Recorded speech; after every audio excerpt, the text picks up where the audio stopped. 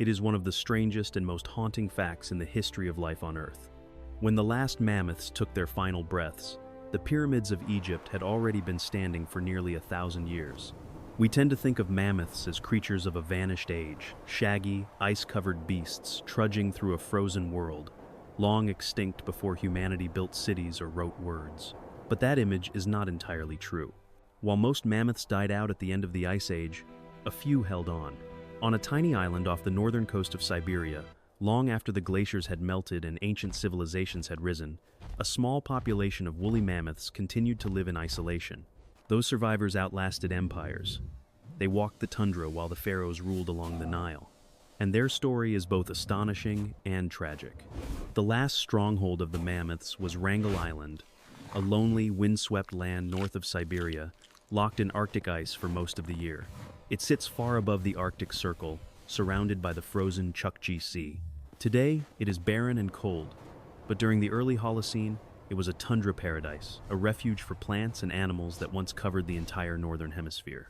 Around 10,000 years ago, when the Ice Age ended, global temperatures began to rise.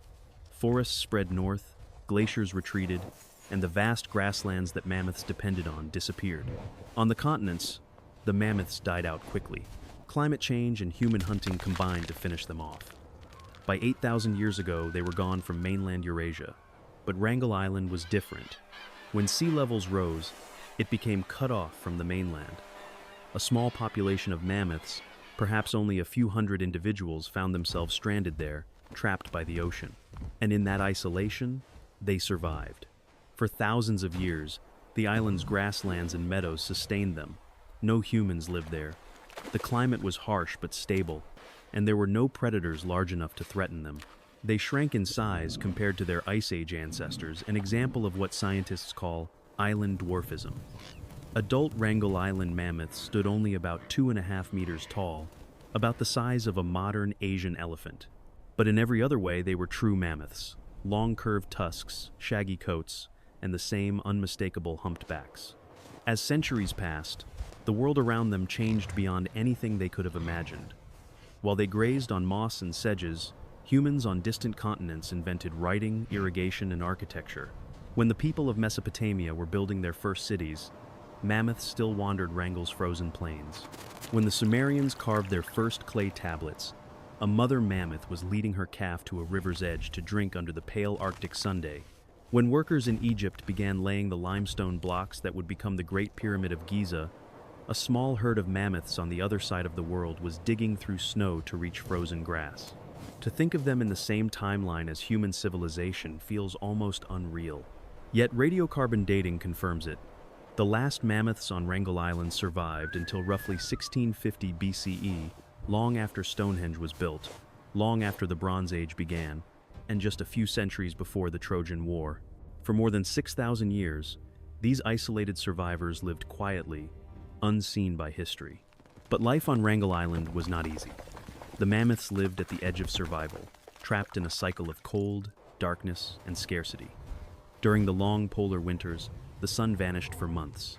The winds howled across the plains, and the snow piled deep.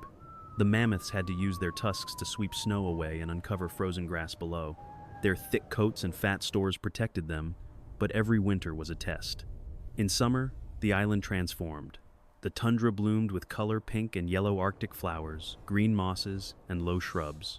Rivers melted, forming shallow pools where birds nested. The mammoths grazed from dawn until dusk, replenishing their energy before the next dark season arrived. For generations, the cycle repeated. Calves were born in the spring, grew through the summer, and learned to survive their first winter under the protection of their mothers. Males roamed in small groups, occasionally sparring in the dim light.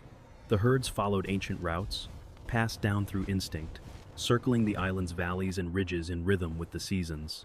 But beneath this quiet continuity, invisible dangers were building. Genetically, the Wrangel mammoths were trapped. Their population was tiny, perhaps only a few hundred individuals at any time, and that meant inbreeding. Over thousands of years, their DNA began to degrade. Harmful mutations accumulated faster than natural selection could remove them. Modern scientists who have studied the preserved remains of Wrangel mammoths discovered shocking evidence of this genetic decay. Their genes related to sense of smell, fertility, and coat pigmentation were breaking down. One mammoth's DNA revealed mutations that likely caused a silky, satin-like coat instead of the dense fur of their ancestors. Others may have suffered from reduced fertility or strange immune problems. They were, in a sense, a species unraveling. And then, sometime around 1650 BCE, they were gone. No one knows exactly what ended them. The most likely cause was a combination of several pressures: a shift in climate, contamination of their freshwater sources, and the effects of genetic weakness. A period of unusually cold and dry weather might have reduced the available vegetation. With few individuals left, 1 or 2 bad years could have been enough. When the last mammoth fell, the world did not notice. In Egypt, the Middle Kingdom was flourishing. Pharaohs ruled from Thebes, temples lined the Nile, and scribes wrote stories of gods and kings on papyrus scrolls. Across the Mediterranean, the Minoans were building palaces on Crete. In Mesopotamia, Babylon was rising to power. Humanity was writing laws, composing poetry, and trading across continents. And far to the north, on a frozen island no human had ever seen, the final echoes of the Ice Age faded into silence. It is humbling to imagine that as humans built monuments to eternity, one of the most iconic creatures of prehistory still walked the earth. The timeline overlaps so precisely that if an Egyptian astronomer had looked north through the night sky, the last mammoths were still alive beneath those same stars. The discovery of Wrangel Island's mammoths has changed how we think about extinction.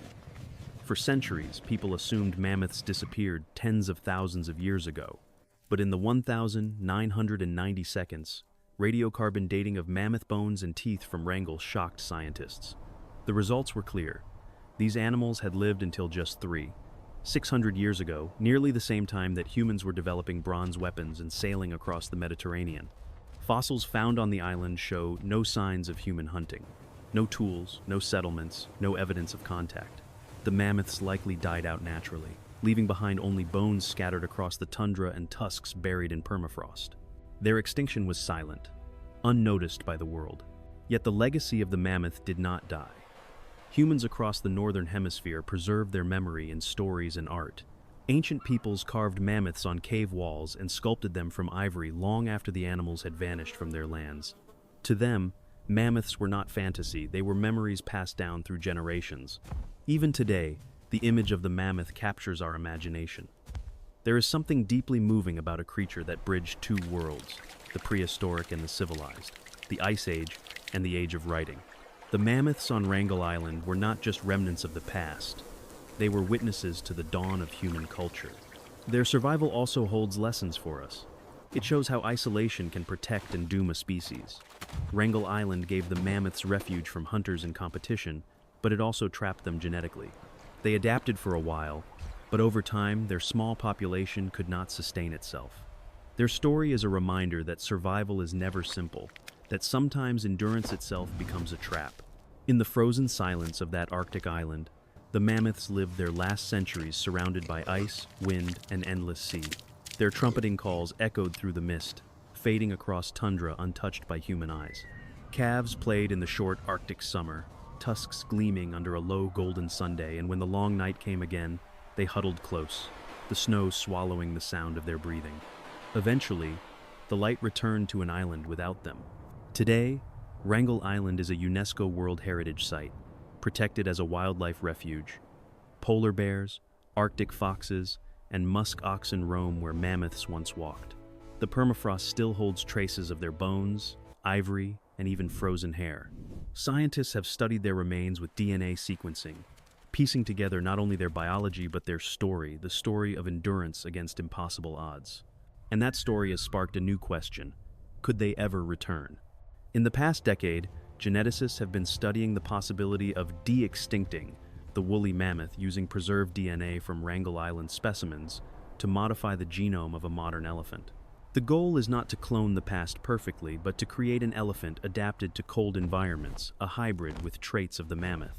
It is a controversial idea, but one filled with symbolism. The same species that unknowingly outlived the last mammoths now wonders whether it can bring them back. If such a creature ever walks the earth again, it will owe its existence to those final survivors, the Wrangel mammoths who endured in silence, while the pyramids stood under the Egyptian Sunday. In a way, the mammoths never truly disappeared. Their memory lingers in stories, in DNA, and in the frozen earth itself. Their footprints are gone, but the echo of their lives still shapes how we understand time, how ancient life and human history are intertwined far more closely than we imagine. The next time you see an image of the pyramids rising above the desert, imagine somewhere far to the north, at that same moment in history, a small herd of shaggy elephants moving across a snow-covered island. Imagine the sound of their calls carried by Arctic wind. Faint but real wild stones were being stacked along the Nile.